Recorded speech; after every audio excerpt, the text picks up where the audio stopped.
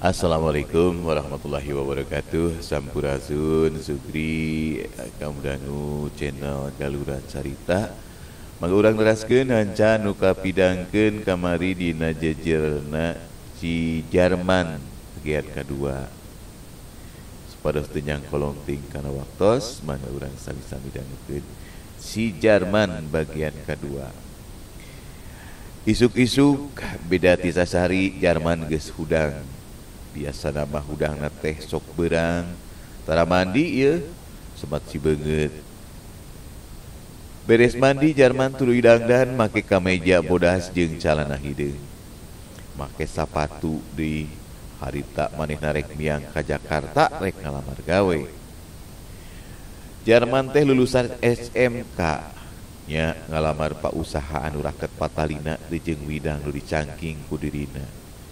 Sakabeh kaperluan pikeun ngalamar gawe geus disiapkeun nyaeta berkas lamaran, kawas ijazah, sertifikat jeung dokumen administrasi sejena. Teu poho manehna amitan ka indungna bebeja rek neangan gawe ka kota, padahal mah dina hate boga niat salian rek neangan gawe teh sakalian rek neangan bapana. Soal neangan bapana mah teu dikedalkeun ka indungna.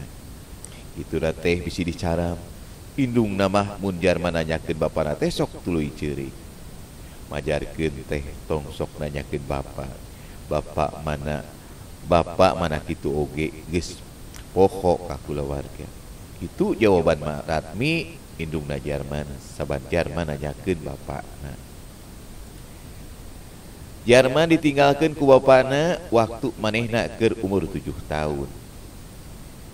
Samemehna bapana Jarman teh waktu ninggalkeun manehna jeung indungna ngomongna mah rek neangan gawe ka kota. Tapi ti harita nepi ka kiwari geus nincak dewasa, bapana can kungsi mulang duka kabur duka ka mana lebeng taya rarata. Cuang tunda heula carita ngeunaan bapana. Ayeuna urang nyaritakeun Jarman nu boga maksud neangan gawe teh harita manehna teu poho amitan ka indungna.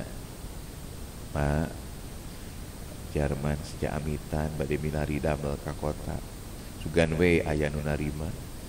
Ceuk Jarman bari sasalaman nyium leungeun indungna.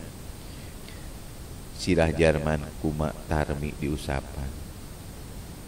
Yung ujang kumaha didoakeun cing katarima gawe jadi jelema anu sukses ceuk Maratmi.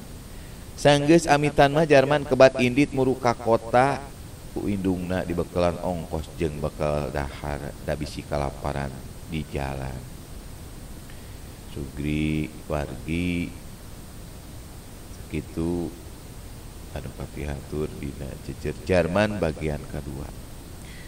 Urang nyabit-nyabit heula ieu kecap sareng kalimah tadinya aya kalimah anu unina kieu patalina rejeung.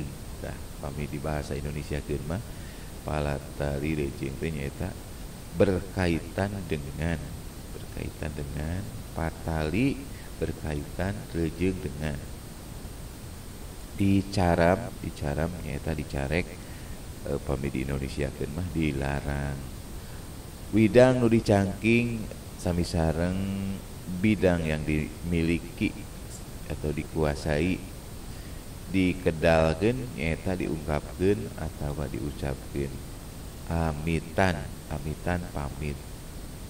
Kitu anu kapiatur hapunten bobo sapanon carang sapakan dada si hampuran kateda billahi taufiq wal hidayah.